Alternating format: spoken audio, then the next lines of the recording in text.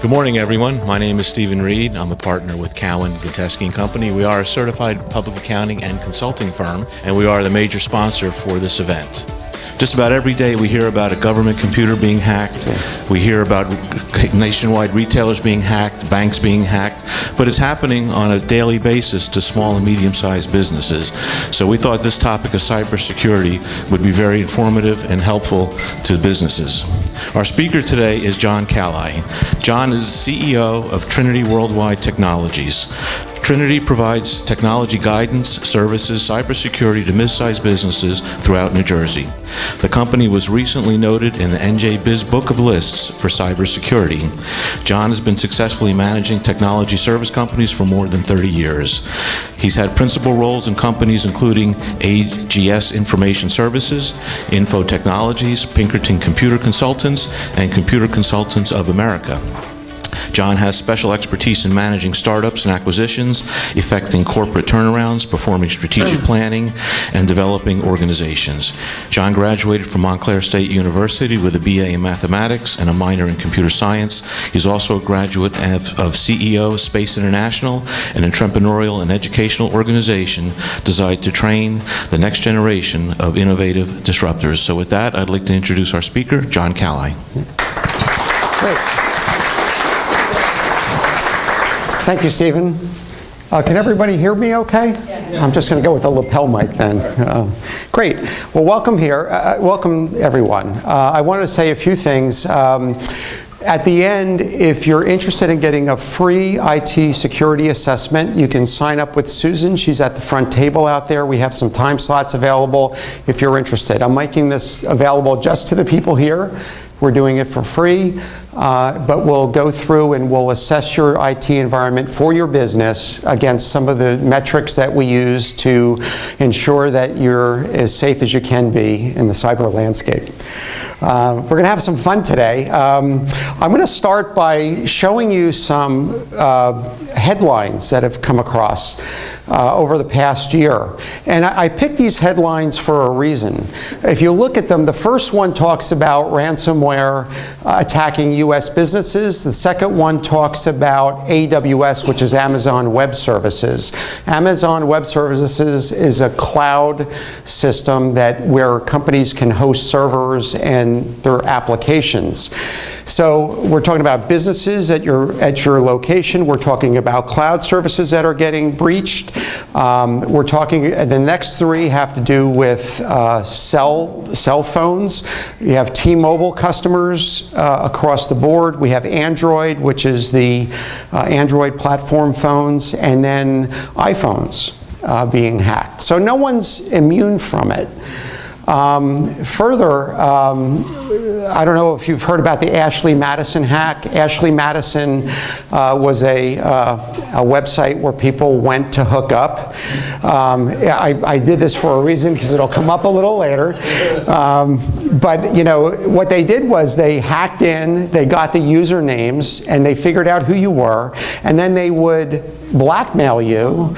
So they'd say, if you don't want your name published, you have to pay us some money. So now they're starting to get a little, more using it as a business income model to get some money out of you.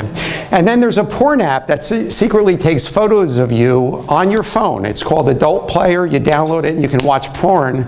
But it also activates your camera and takes a picture of you, and then they can post that on the internet if you don't pay up. So so it's getting pretty sophisticated out there, and I'll tell you some more stories later. But the next thing I wanted to point out was Mattel's Hello Barbie doll. Now you're saying, well, why do I care about that? Well, they're putting chips in just about everything now. Amazon has the Echo. Barbie has a chip in it which enables a kid to say, well, what's the weather going to be today, Barbie? So it goes out to the internet, gets the weather, and it tells you what the weather is. Same thing with the Amazon Echo. You can ask it questions. It might sit in your living room, or it might, in your kitchen, and as you're doing things, you can say, what's the recipe for that?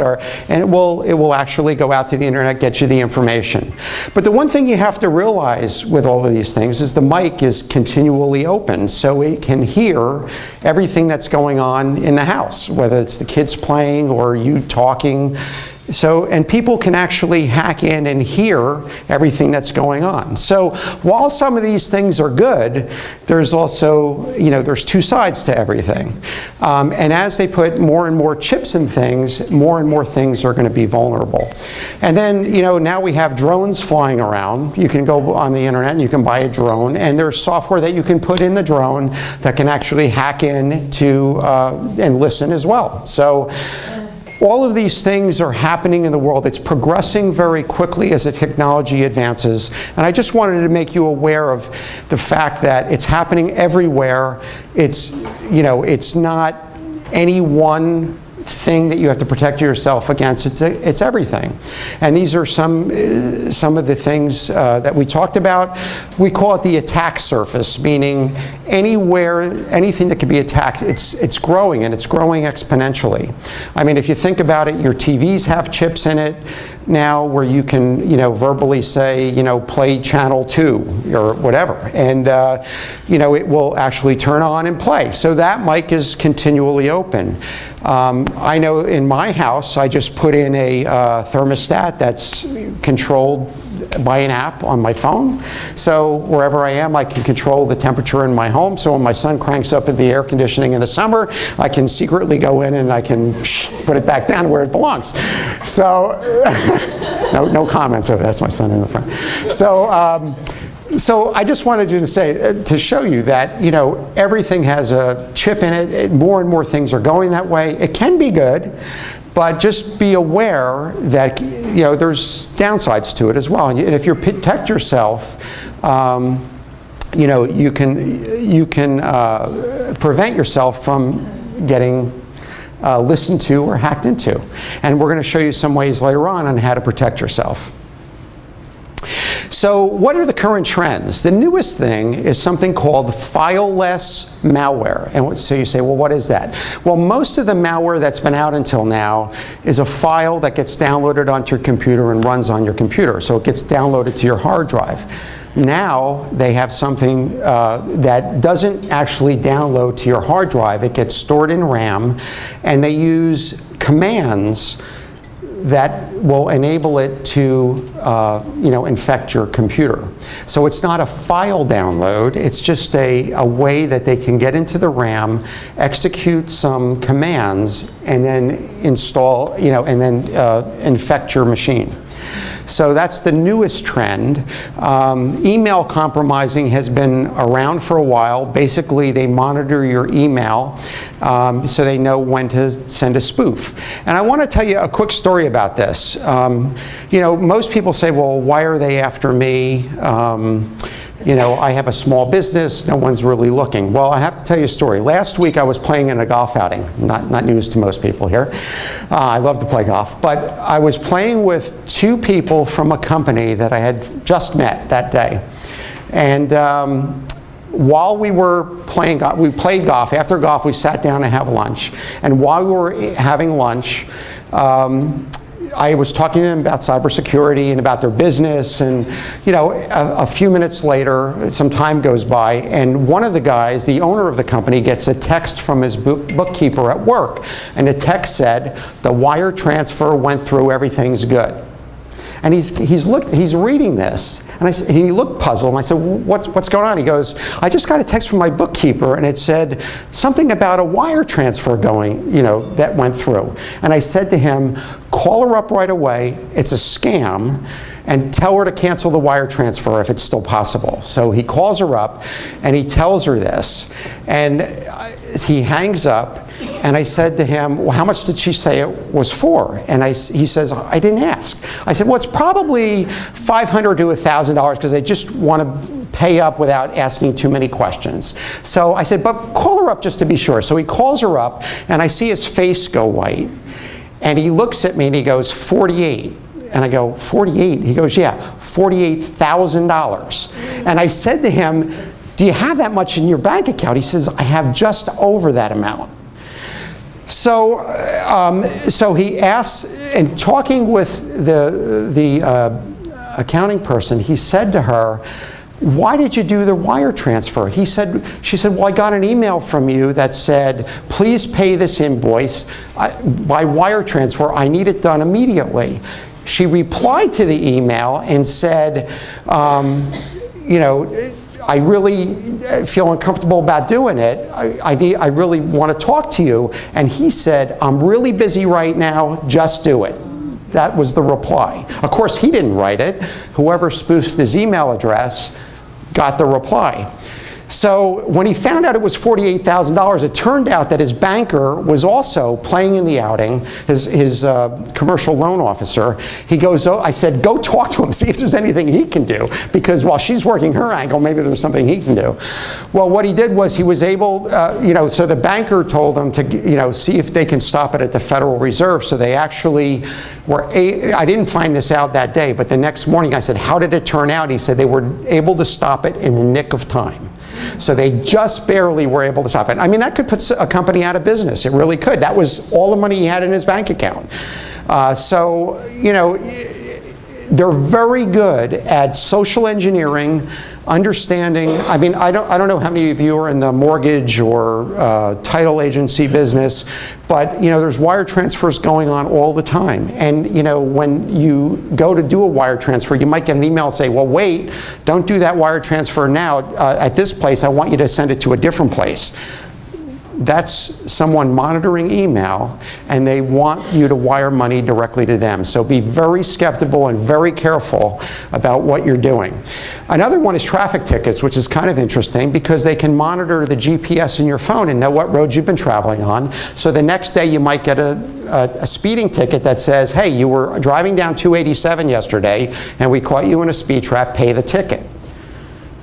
Sounds legitimate, you know you were on 287, but it's a scam. So you really have to be careful. You know, just treat everything very skeptically, make phone calls, talk to people live, don't take anything you get in email as gospel. And then the third part is ransomware, which is really the wave of the future. And the reason is it's really the new criminal business model. People think it's somebody in their basement, you know, wearing a hoodie and, you know, just going through and, you know, hacking into people, and they're going, well, why are they after me, you know? It's not. This is a criminal syndicate that's out there, and they're using technology to their advantage, and they're using these nodes that are out there all over the world to hack into people, and they're giving people a cut. So we'll get into more of that in a little while, but there's something else called cover your tracks install, which is kind of interesting.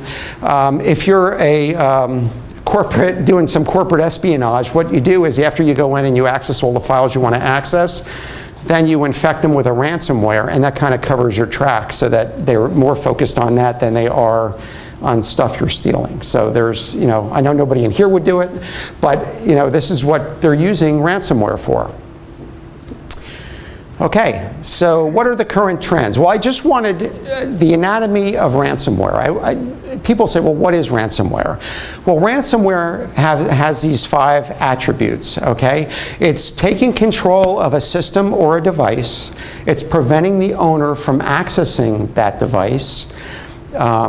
It's alerting the owner of a ransom or a payment. It's accepting direct payment from the owner and then returning access after the payment's been received. So it's malware that gets installed and then has all 5 of these things, and that's what we call ransomware. Okay, so why do they do it? You know, like I said, in the past, if you think about 5 years ago when people were getting viruses or people were stealing information from you, they had the information, but what do they do with it? They have to go out and sell it to a third party. So that made it a little difficult for them to collect money.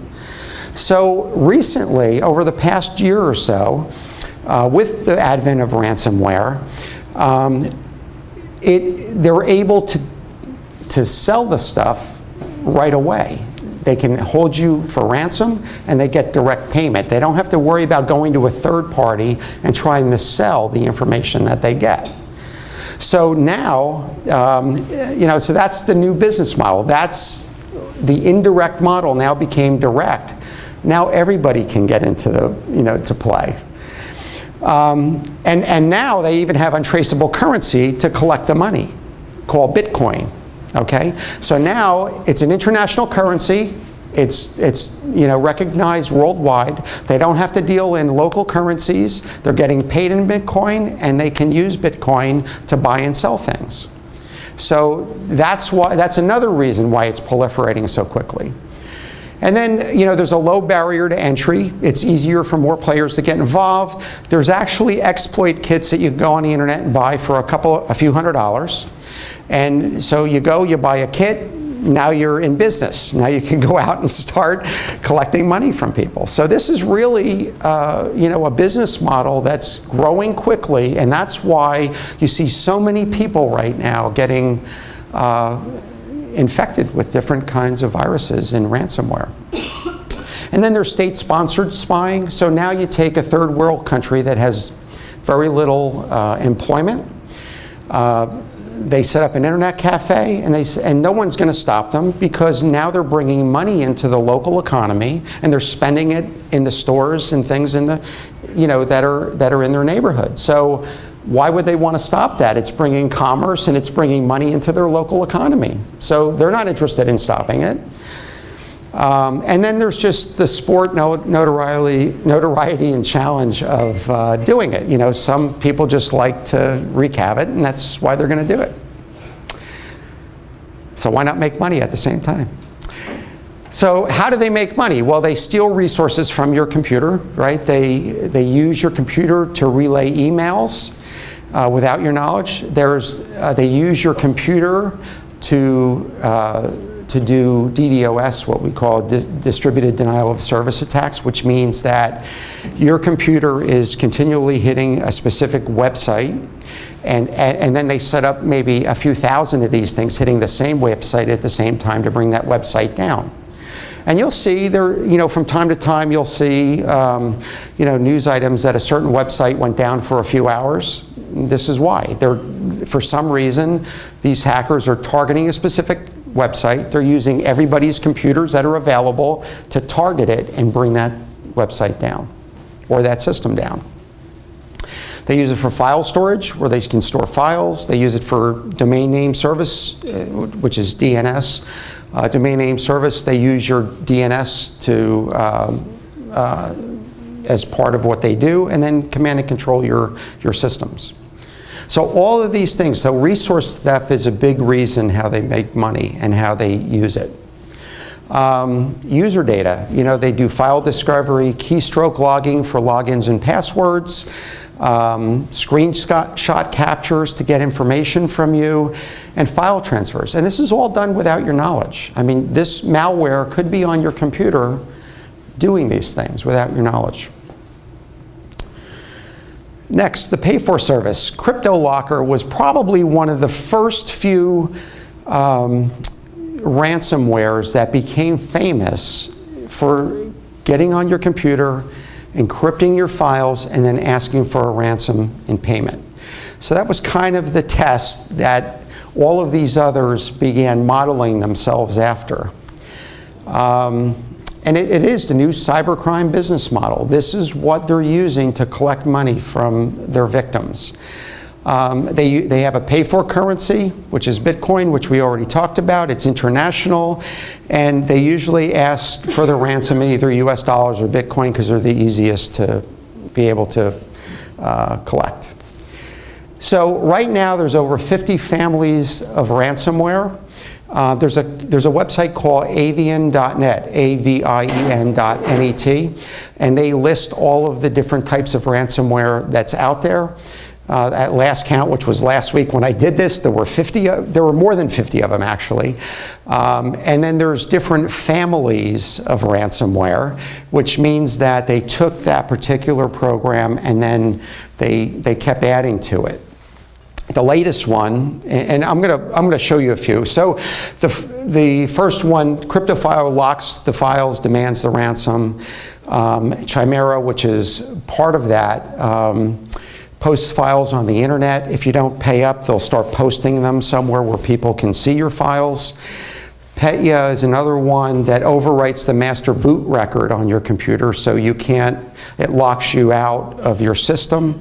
Cerber actually uses a computer-generated voice that sounds like this. Attention, attention, attention. Your documents, photos, databases, and other important files have been encrypted. Your documents, photos, databases, and other important files have been encrypted. Your documents, photos. So that's basically what it does. Important files have been encrypted. Your documents, photos, This is gonna stop. databases, and other important files have been encrypted. All right. Your documents, photos. I don't know, maybe it's not. It can, okay, so it started over. Okay. I will. Let me go back one second. I just wanted to mention on the previous slide, Jigsaw, which is really the newest variant. I'm going to show pictures of these up on the screen in a minute. I'm just going to show you some screenshots just to kind of show you what things look like when you get these ransomwares. But basically what they're starting to do is they're trying to instill fear in you to get you to pay up more quickly. And they're doing different things to do that. This one shows Billy the Puppet. I don't really know what that is because I never saw the movie Jigsaw. But, and a red digital clock, apparently it has something to do with the movie, but it's supposed to scare you into paying up. That's really the bottom line. They just want their money. And it deletes files every half an hour to entice you to pay sooner. Because if you don't, you'll lose some of your files. Okay, I wanted to show you this. This is what an email attachment looks like. A lot of times you'll get an email with a file that could be a document, a Word document. And what you'll see at the top is this thing that says enable macro if data encoding is incorrect. So you can see it's gibberish in here. But that's done intentionally. What they want you to do is to enable macros right up here. And what that does is when you enable a macro, that's what installs the malware onto your machine. So if you get this, because Microsoft, a long time ago, one of the ways that people used to get viruses spread was Word documents. You sent an infected Word document, and when you opened it, it would automatically run the macros. So what Microsoft did in one of the later releases of Office was they turned them off by default so that this wouldn't happen. And that really took care of the problem. But if you turn them back on, even for one document, you're actually letting it in. So that's what I wanted to say about that. So I wanted to just kind of give you an idea. This is the evolution of one of the ransomwares called DMA Locker. It came out in January. It used a pretty easy encryption. AES 256 isn't that difficult to crack.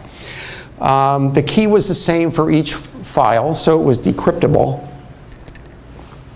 Version 2 came out a month later.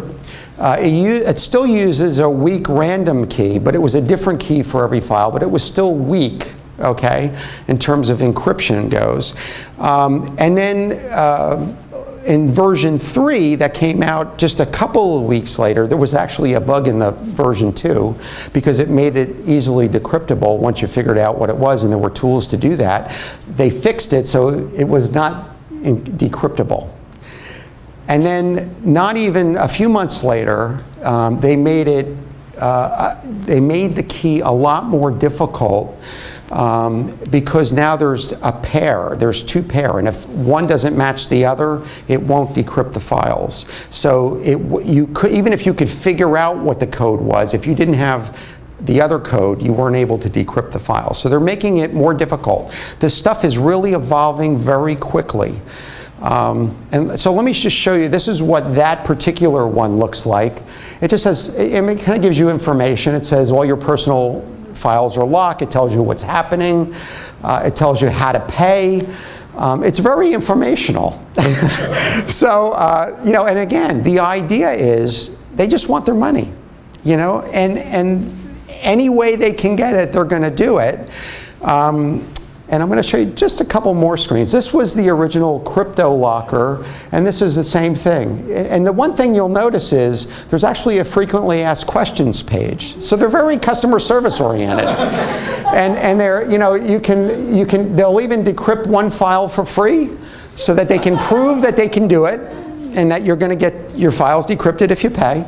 And there's even support. If you're having problems, you click on the button and you'll get tech support to help you go through and buy the Bitcoin so that you can pay their ransom. I mean, it's really is truly a business model. This is not, they're not fooling around with this. They just want their money, and that's the bottom line. I said it has better response than many commercial software companies, and they do, because they're standing by. And actually, one of them, I'm going to show you the screen in a second.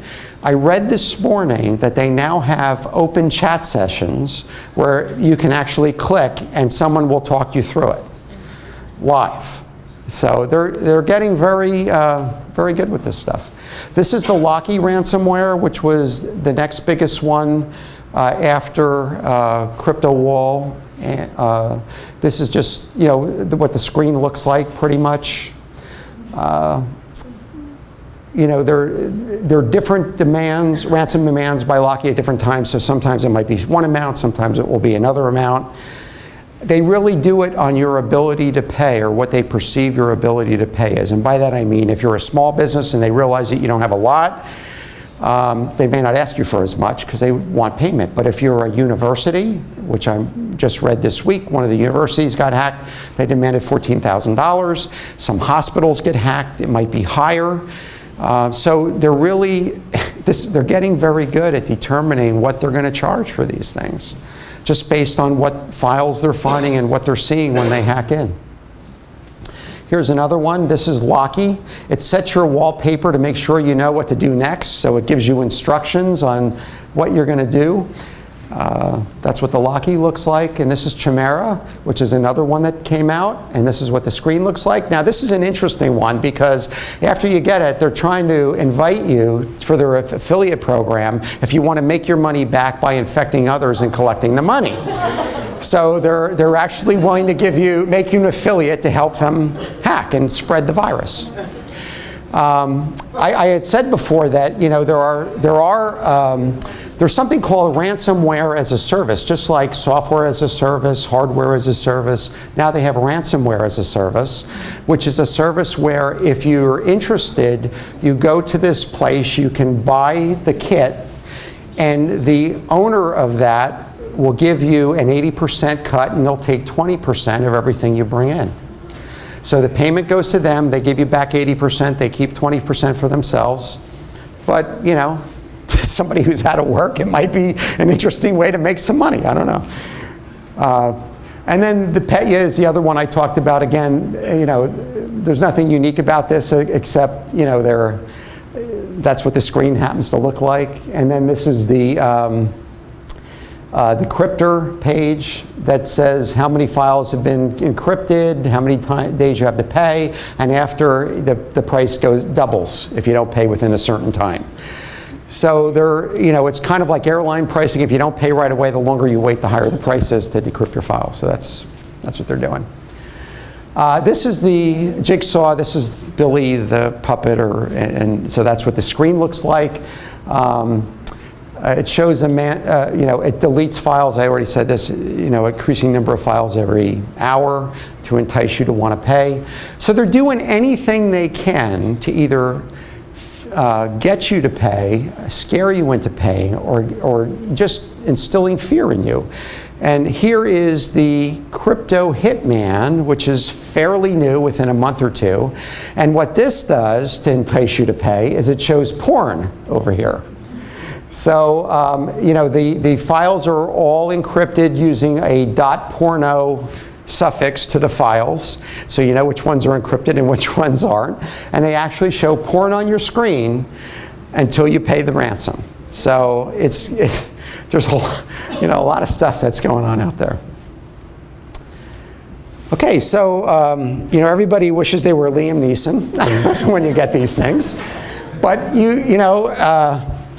you can't always, where do you find these people? They're all over the world. There's nowhere to find them. It's very difficult. So why haven't they stopped it? Like I said, they're initiated overseas in safe havens where they're being protected by local authorities. The local governments are paid off to protect the criminals. Hey, look, if they're getting a cut, they're going to let the people use their internet cafe to spread this stuff. Cybercrime is an enterprise, and maybe and possibly a large employer in economically depressed areas. And it has an international footprint that masks their location and identities.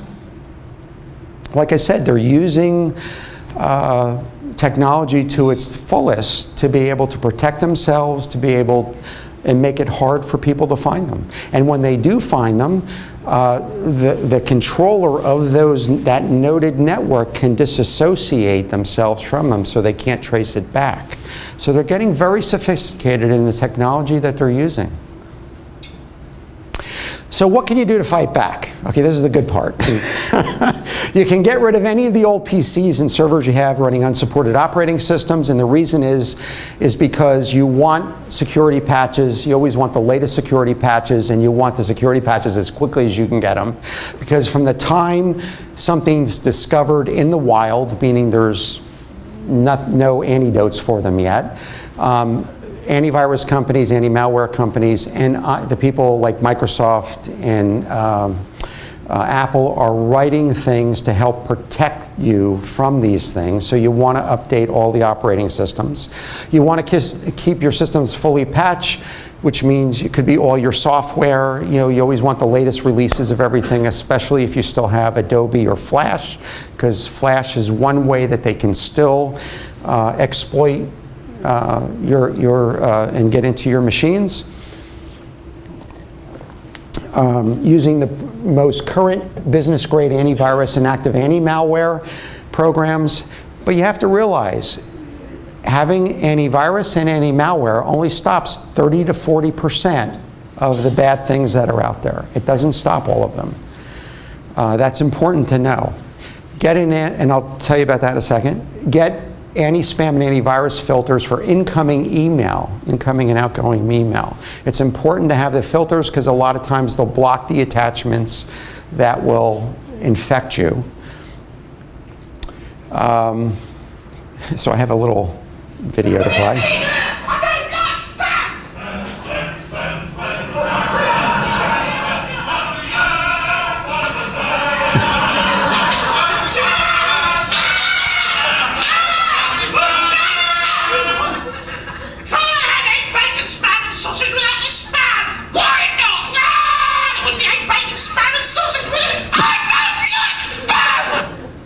So, none of us like spam. We've been testing email filters for our clients over the past 3-4 months. We finally came up with a good one with good configurations, but let me tell you, I got tons of spam while we were testing them until we were able to hone down and really learn how to filter out, without filtering out the good emails, and that's the trick. So number 5, getting a next generation firewall with unified threat management, which is called layer security. In other words, you have security at the gateway, getting into your network, and then you have it on the endpoints, which are your PCs and servers. Having layered securities is a best practice, and we recommend it for everyone. Using a filtered DNS service like OpenDNS.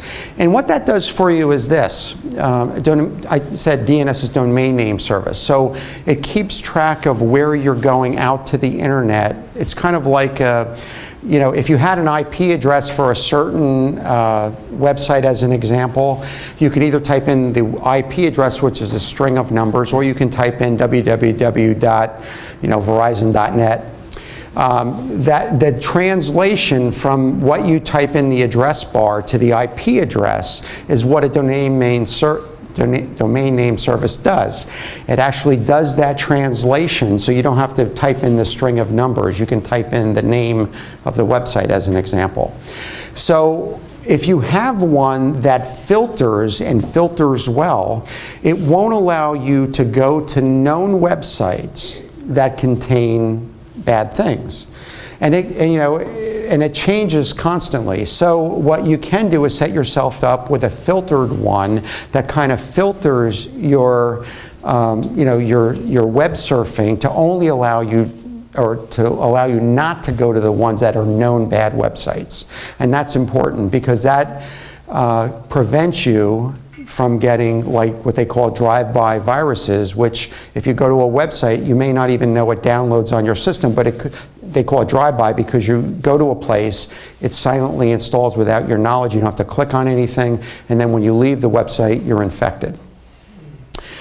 It also prevents, like with ransomware, if you get ransomware on your system, it has to go out to the internet to actually get some files to do the encryption.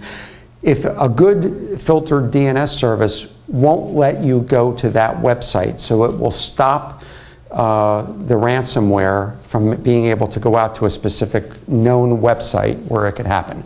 I'm not saying it happens in every case, but it betters your chances of getting infected. The other thing is having your systems and network monitored and regularly review network health reports. So we do this with our clients that are on our service where we monitor. And that's important because when I don't know if you remember in the beginning of this, I was talking about the new current trend, fileless malware. Well, this is the only way you can really pick up fileless malware is by monitoring your systems. So it's important to be monitored. It also picks up things like, where people are going to, just general monitoring of your system, so you know if there are unusual number of login attempts to your server. Just a variety of things that we check for and we get alerted for when these things happen. Create and implement effective daily backups. Now, a good backup is one way that you can prevent ransomware from affecting you. If you don't have a large number of machines, let's just say you had 10 machines, and one machine gets infected with malware or ransomware, one thing you have to know is it does propagate throughout the network. It follows whatever you're connected to on your network, and it will start infecting other machines. However, if you have good daily backups of all the machines, if you catch it early enough, you're able to take the backup and overwrite that machine. So you overwrite the files that are encrypted and you get your files back.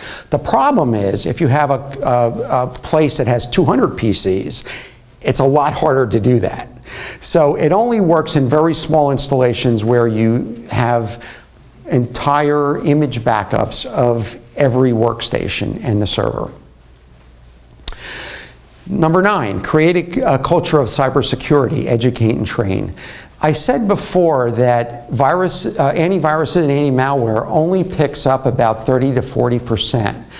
The other 60% is from what I call the human firewall. It's the person sitting behind the keyboard.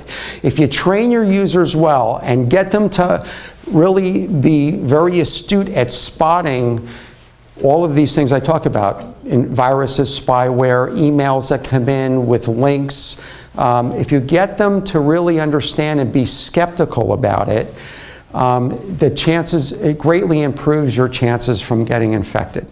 So that's an important one. And I put it as number 9, but really, I think that's probably number 1. So if you have all of these technology things in place, the other thing you have to do is educate and train your employees. That's really, really important.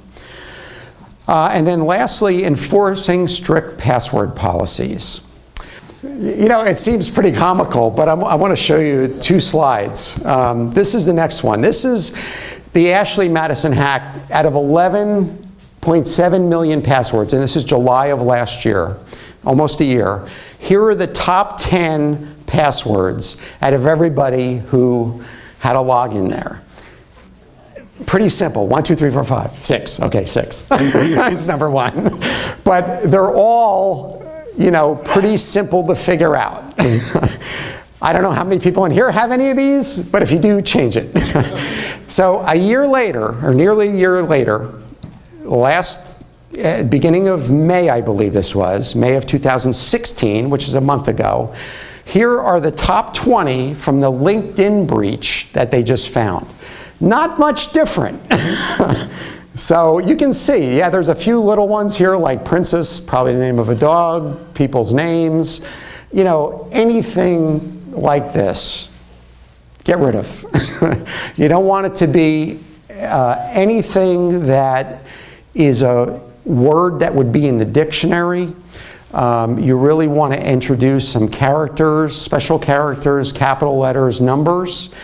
Now, people say, well, how do I remember all these passwords? Because they're really, what you want to do is you want to have a separate password for every site you're on. You're going to say, I cannot remember all that. Well, there are password managers to help, and we'll go through that in a minute. But you know, it's really important that you have a strict password policy for your company and people change it regularly. So people say, well, how often do you change it and how large does it have to be? Well, the current thinking is this. If you have an 8-character password, you really need to change it, and it's fairly complex. You really need to change it about once a month or up to once every 3 months. If you have a 12-character password, you're talking about every 3 to 6 months, and if you have a 16-character password, you're probably good for about a year. And you're saying to yourself, well, how do I ever remember a 16-character password? Well, the thing to do is make it a phrase instead of a word. It's a lot easier to remember a phrase, and then you have to introduce the special characters, capital letters, and numbers into the phrase. That's the best way, and don't make any of them an English word. So you can, I mean, the words can be in English, but then when you put the letters, numbers, and special characters, none of them turn out to be English language. So that's really important, and that's how you have to start thinking about passwords as passphrases. It'll be easy to remember, and you can make them longer without having to go crazy. Okay. And so here's a summary. I just wanted to go through quickly. You know, the summary is, you know, hackers are motivated by the new direct business model. Authorities can't stop it. You know, they operate out of safe havens all over the world. They may be a single user at a place that, on a node. And then you have to implement best practices, which are backups, patch management, multi-layer threat protection, real-time monitoring. All of these things, and again, the last but most important is creating a culture of cybersecurity within your own company. And it's just really important that you drill it into the people's heads, because this is really how you're going to stop it, is by creating that culture. So I wanted to give you some places. You know, people say, well, who can I report it to? I can't call the local police. Well, unfortunately, there's no place that's actually going to target and go after it. However, there are 3 places you can report it. The New Jersey Cybersecurity and Communications Integration Center, New Jersey KIC, it's called. You can actually go to their website, New Jersey KIC, and you can sign up for a weekly newsletter if you want. It's good, but you know, it's a little technical, but it does keep you abreast of what's going on. When you do report things to them, though, they receive, listen to this, 1.4 billion incidents a day that they narrow down to about 12 to 24 indicators as to what's going on in the world in cybersecurity. So there's only 12 people in this organization. So they can't do it manually, so they do a lot of this through, you know, electronically. They're able to boil it down and come up with things, and at the end of each week, you can get a newsletter to let you know what trends are going on.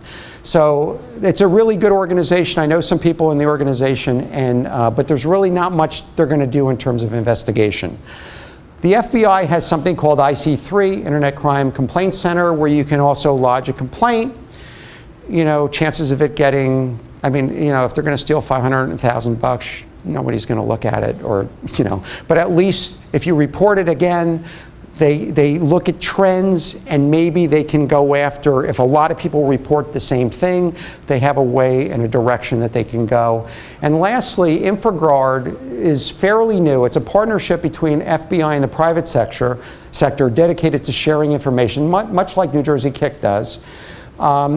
It's done by industry. So, you know, if you're in the chemical industry or the energy industry, what they do is they're trying to prevent catastrophes in the U.S. by sharing the information amongst people in their vertical market so that they can get better at protecting against threats. It could be, foreign countries trying to hack into us. So what they do is it's an industry groups, it's arranged by vertical market, and they're able to share information as to what everybody's doing to help protect us.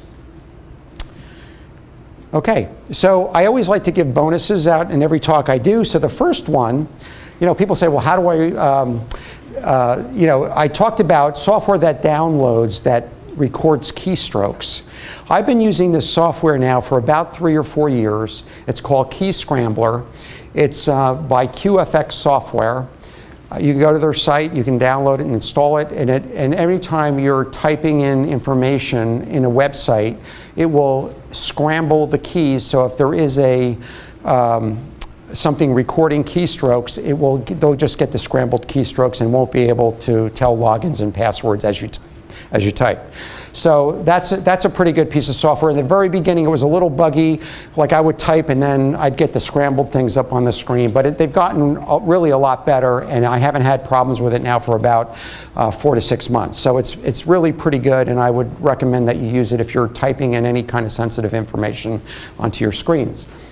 The next one is password managers. And these are important because, again, how do you remember all those passwords? Well, my password manager, and I'm using RoboForm, I've had it for probably 4 years, and I probably have 200 passwords in there. So to kind of give you an idea, because I want them to be different, I want, it's just a great way to keep passwords. And so what you'd have is you'd have a master password that you have to type in when you get to a website. And that can be the 16-character complex one, right? But once you type that in, you're able to go. What happens is when you go to a website, it knows which website you're at. A little thing shows up on your toolbar. You click on it for that website, and it fills in the login and password. It's beautiful. So you're able to keep your logins and passwords stored. It actually stores it in the cloud in an encrypted form that only you have the key to, and that your key is the master key. And so, it's a way, and there's 2 of them. LastPass gets a lot of good press. I have never used it, although I hear people using it all the time, and they love it. I happen to use RoboForm because I love it. Both of them are a yearly fee. I think RoboForm's $20 a year. But the nice part about this too, it's cross-platform. So I could be sitting at my PC, I could be on an iPad, I could be at a public thing, anywhere I want, and I can have access to my logins and passwords. It will also generate passwords for you. So you can put in the specifications. I want it to be 16 characters, I want it to be letters and numbers, and it will automatically generate passwords for all your sites. The problem with that is, for some reason, if you don't have access to the internet and you need to know the password, you don't know it because everyone's different and you're not going to know all 16. But it is I highly recommend it as a way to store passwords and use it. Bonus number 2, never click on a pop-up. I don't care where the pop-up's from, never click on it. There's never a reason. No one can ever give me a good reason on why you need to click on a pop-up when you're surfing or when you're in programs. If you get a pop-up that says, hey, my Adobe needs updating, don't click on the pop-up, close it, go to the Adobe program, go to the update in the program to do the update. That's the safest way to do it, and I would do that with any program you're using that has a pop-up that says, update me. Never click on it. Even if you're sure, never click on it. Just make it a rule never to click on a link, never to click on a pop-up. It's bad practice. Identifying where a link goes. A lot of times what you can do, like if you get an email and you think it's from the person but you're not sure, and it says, click on this link. If you hover your mouse over the link that they want you to click on, it will actually show you where it's going. And that string of characters might look, it could be very long, a lot of times it is, but the thing to note is it might say www.ups.com, but it's not the first one that counts, it's the last one that counts. So while it may look good as you hover over, it's the last one in the string is where it's going. So just be sure that you can see the whole thing before you click on it, if you do. And I'd rather you not click on a link, but just know that that's how you can tell. Bonus number 4, and I think this is the last one. Identifying what ransomware you have. There's actually a link you can go to, and I'll give you these bonuses. Anyone who attends today, I'll email them out so you have it, and I'll also email out kind of a summary of the talk. It won't be every slide, but it'll be a summary. This will tell you what ransomware you have, possibly if there's an antidote, and it will. You can upload an encrypted file, and it will tell you about what you have. So what good is that? Well, it may or may not be able to decrypt it. At least you'll know what it is, and if you have an IT team within, they'll know what to look for and where to go to find out what you do have. And it will give them all the attributes, and they'll know pretty much whether or not you have to pay the ransom or whether there's a way you can get your files back without doing it. And this lists 92 different ransomware programs. I said before that there were 52 families, but there's 92 that they have listed. That doesn't mean they have all of them, but they have most of them there. And I believe that's it. So I'm 5 minutes ahead. So I'd like, I'm open for questions. If anybody has any questions, we do have a mic, a wireless mic somewhere that he's got it. So raise your hand, he'll give you the mic, and you can ask the question so everybody can hear. Go ahead. Pick somebody. So, John, can they hack into that site where you have saved all your passwords? Have those sites ever been hacked? It's funny you ask. LastPass was hacked years ago when they first started. They haven't been hacked since, and neither has RoboForm, to my knowledge, has never been hacked. So that's why when I picked the program I was using, I didn't pick LastPass. So, it was new software. And so now, they're a lot more conscious. So it should be safe. Again, it depends a lot on your master password. You want to make it long and complex. And again, you have the only key. And to decrypt a 16-character password takes centuries. 12-character password, months. And a 8-character, a day. And you might think that it's not a lot, but it really can be cracked that much. You have to realize that as things progress, so is the technology for decrypting passwords. It's progressing very quickly as well. So you want to make it long. Next.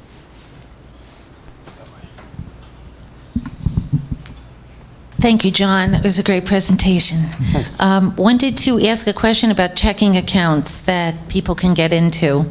Once that's happened, which it just recently happened to me, and you have your passwords in there and you're doing online banking, do you now just feel okay about changing the password and keeping your whole account? And what about money being transferred in there and things of that nature? Yeah, it depends on how they've gotten into your system. They do it with a username and password. And were you using banking software, or were you going to the banking site?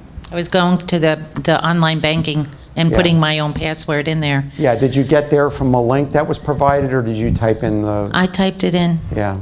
I would work with your bank on that one. It's hard to know how they were able to get it.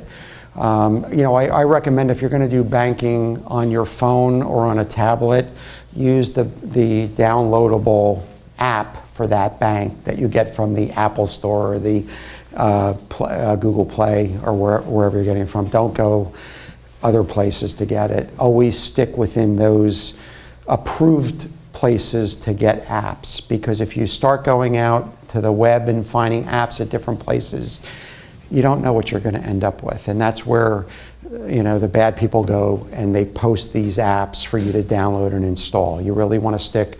They do, Apple is very thorough at checking what the apps get posted on their web, as do Android. They're pretty good at checking before they post. Thank you. Yeah. Sorry, I wish I could help you more. Go ahead, Mike. I can be loud. Okay, go ahead.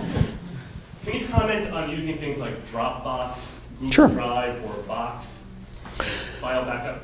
Yeah, again, you know, they're password protected if you have a complex password. You know, and it depends if you have the free version or the business version. I recommend the business version in every case because you have to realize when you have Dropbox, you have, you know, you have it locally stored on your PC. You have a copy up in the cloud of what you have there, right? So in most business versions of this software, it's encrypted on your PC. It's encrypted in the cloud, and in transit, meaning going from here to there, is encrypted. The free versions, maybe not. Depends on what you're using. So you always want to make sure, again, long passwords, very complex, and you should be okay. Did that answer your question? Yeah, some of them have a feature where you can roll back to a previous version. Yep. Is that helpful? Yeah, absolutely. Absolutely, yeah, it is. Sometimes you can do that with encrypted files, sometimes you can't. It depends on how long. Again, the key is catching these things quickly, because the quicker you catch them, the more chance you have of recovering without too much of a problem. And that not only goes for ransomware, that goes for viruses and spyware as well. The longer that it sits, the harder it is. And let's just say you've had, I mean, we've had people call us up, well, this has been going on for a week now. Well, why did you wait for a week to call us? Because now you have a week's worth of backups that are now encrypted because you're backing up encrypted files and you're overwriting what was there. And it just becomes a nightmare. And you know, you might be in a case where you have to pay the ransom. And you know, you really want to prevent that as much as you can. So as quick is the key, and you know, you really you want to use those long passwords and buy the business grade of any of those services that you want to use. You're familiar with Dashlane? Yes. And what are your thoughts on that compared to the other two? You know, I'm not that familiar. I've never tested it. I've never used it, so I don't know. I mean, it gets some good reviews, so Because I've been you know. using that, and I just didn't know. I'm very happy with it. Yep. But I didn't know in comparison to the ones that you suggested whether that was. Yeah. Well, the two here, the one that I was recommending before, they usually get ranked in the top 2 or 3. So, you know, Dashlane also gets some good press. The thing I would do is just, you know, even Google it and say, you know, Dashlane breaches. See where it is. You know, unfortunately, this landscape gets changed every day. You know, and you'll see, even with antivirus programs, you know, one will be at the top, next month it's not at the top. The next, something else will be. And they switch positions. And the only reason for that is, you know, it's how quickly they can get something out there that will protect you against whatever the newest thing is. So it depends on when they do the test. You know, is one already written and the other one isn't? And so they fluctuate. But you always want one in the top 3 or top 5 because you know that they're on top of it. But for that particular month, they might not be number 1. So you always want to pick the ones that are up there. I'm sorry. Go ahead, Suzanne. Hi, John. Thank you. It was a great presentation. But for a small business owner like myself, Yep. all this is much too complicated. I can't spend my whole life going to all these different sites, downloading it and stuff, remember the password and changing it constantly. So in your business, I know you deal mostly with larger companies. So for Yes. somebody that's under 10 PCs, a Right. couple of PCs, you know, a small business owner, what would you recommend? A couple of times a year? Is it something that your company would do a couple of times a year? Go into the PCs, fix them all, check them all, install the software, Yeah, you know, and do that? Is to that tell you the something truth, we did have a couple of QuickBooks Pro advisors that have, you know, 1 or 2 or 3 PCs within their company, but they had important information. And they paid us to monitor and maintain their systems monthly. It's not very much money. It's very reasonable, actually. And it's for peace of mind, it's good because we want to make sure that backups are set up properly. We want to make sure that you have a good, you know, firewall in place.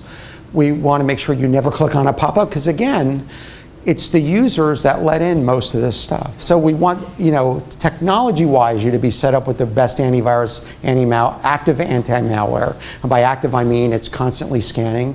Malwarebytes has a pay-for version and a free version. The free version basically tells you after you get infected. The pay-for version scans it so you don't get infected. So, so you want to, again, you've got to pay, and it's not a lot of money. It's like $25 a year, but it's well worth it.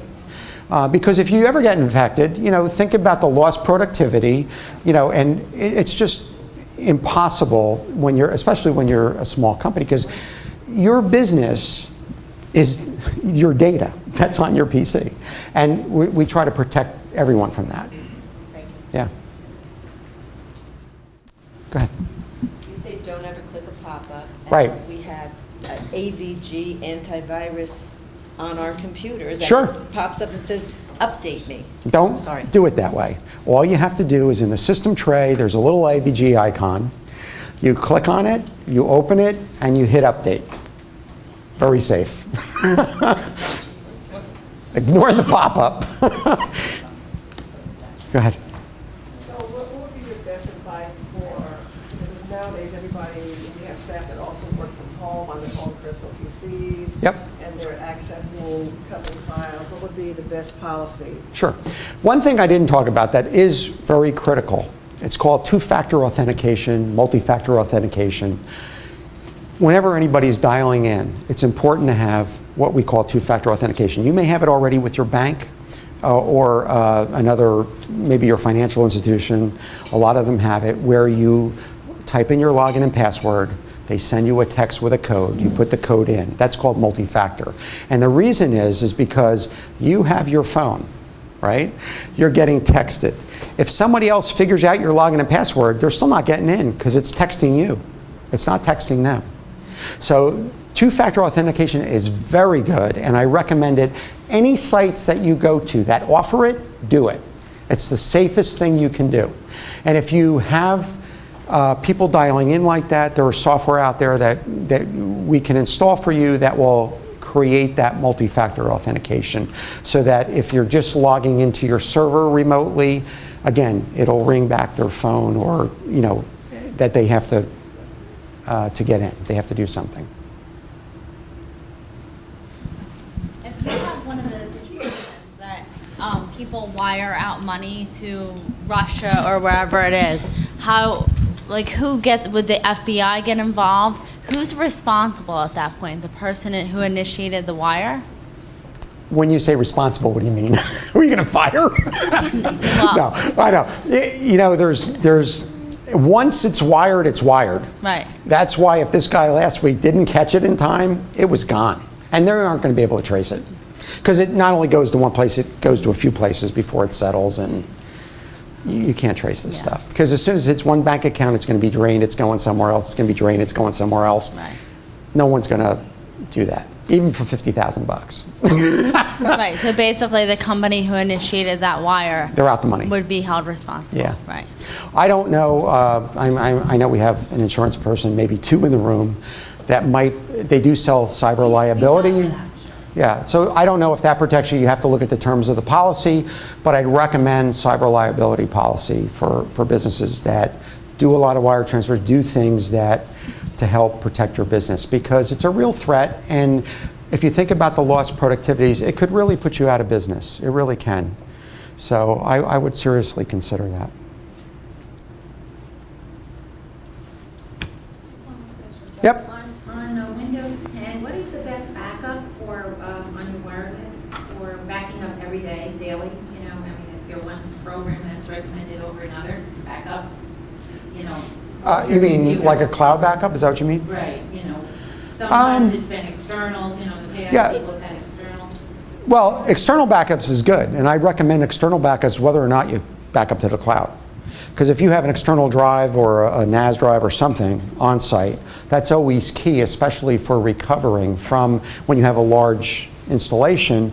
It's key for recovering the data. If you're a single user or 2 or 3 users, you can back up to a cloud. There are some good ones out there. Just use one that has a pay-for service. That it's being encrypted in transit as well as what they call at rest, meaning once it gets there, it's encrypted and only you have the password. You can easily research them. There's a lot of good ones out there. So that's what I would do. Yep. John, do you have any worry about the cloud backup companies and their policies actually being a negative thing in the way that they affect end users. I've been reading a lot of things about Apple Music, iCloud backup, forcing people to use cloud backup of their music files where they actually pull them off of your computer permanently, store them in the cloud only with a replacement file, and then musicians who have stored their own music get their own music replaced with the wrong file, but they've have their years worth of their own music deleted forever, and it's unreplaceable because they signed up for it when they signed up for the cloud backup through Apple, of all people, let alone a smaller company who you may not even feel as trustworthy. So what was your question? Do you have any worry? Like I would want my firm to move to cloud backup until I read things like that and know that they're backing up my files, but that they may not be backing them up correctly. And now the company I hired to protect me from a type of cybercrime is actually committing it against me through the backup process. Sure. You know, it's a good question. And what I would recommend, you know, a lot of these backup companies have terms and conditions that nobody reads. You really have to go through them and understand what they're doing. As an example, Google has the right to go through your files and collect data. You know, so you have to understand the terms and conditions, especially for business data. You don't want to put it in a place that is going to, you know, be scouring your files to get information so they can market to you better. So, you know, again, read the terms and conditions. I know it's a pain in the neck, but have somebody go through them just to be sure that they're, you know, that you're going to be safe and you're getting what you expect to get when you do the backup. That's the best advice I can give you. Yep. Because, you know, again, we have clients that are medical that back up. You know, they're subject to HIPAA compliance regulations. So we have to make sure that when we do recommend one, that it's a HIPAA compliant facility. Are there backup services that offer that as advertised there? They do. They'll let you know if they're HIPAA compliant when you do it, because they want the business, right? So they're going to let people know that. Same thing for financial services. They're going to let you know if they meet the government regulations for that particular industry. So, yes. Okay. Oh, one more, and then we'll quit. To go on to, like, if you're going to go on a regular basis, rather regardless of what it is, the last, do you want me to save your password? Is that a good practice to say yes, that they'll save your password? No. No. When you log into a site and they say, do you want us to say it? Don't. Okay. I never do. I'm sorry. You didn't meet the question. Okay. Someone wait, use the mic. Go ahead. There are certain sites you go on, like I go on Social Security site, you know, to establish your whatever, and I'll say, do you want me to save the password? So this way you can just go on. Right. Is that a good practice or not? Even at it's really convenient. I would love to be able to do that, but I would never do that ever. Never do that. Okay, never let a site save your password. Yes, okay. Because you have to realize that the passwords are stored locally on your hard drive. And if somebody cracks into your computer, they can get that file and know all your logins and passwords.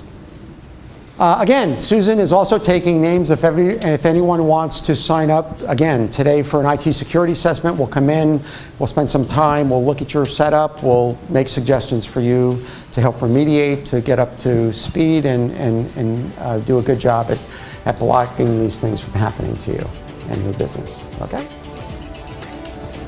I'm Stephen Reed. I'm a partner with Cowan, Gunteski Co. We are proud sponsors of today's cybersecurity event. I want to thank each and every one of you for attending today. Now it's up to you to take this information back to your businesses and implement the great ideas and concepts that you heard here today. So thank you very much.